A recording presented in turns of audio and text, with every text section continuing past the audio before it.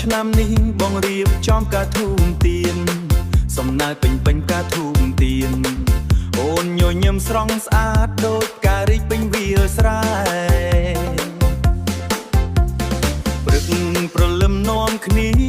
ទៅវត្តធ្វើបន់សំពះព្រះសូមសេចក្តីសុខជូនគ្រួសារទាំងអស់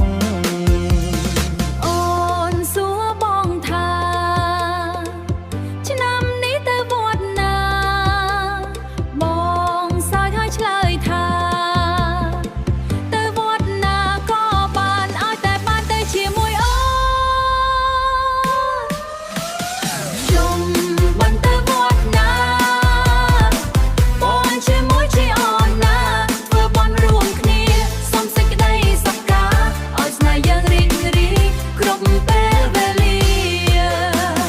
ជុំបានទៅវត្តណាតោរំកាន់ត្រឹមសប្បាយណារីកឡើងខ្លាំងបេះដូងរំតាមបំប្រពៃណីខ្មែរល្បីពេញពិភពលោក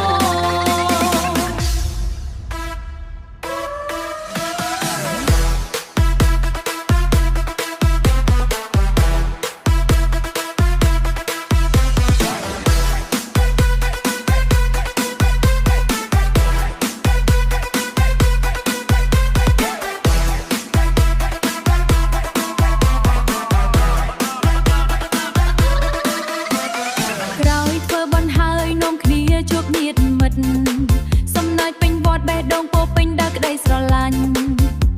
សំលៀកបំពាក់ខ្មែរស្រស់ស្អាតគ្រប់គ្នា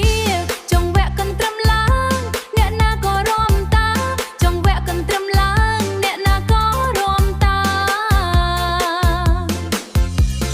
បុណ្យនេះជាបេតិកភណ្ឌយើងរួមថែរក្សាវប្បធម៌កូនខ្មែរគ្រប់រូប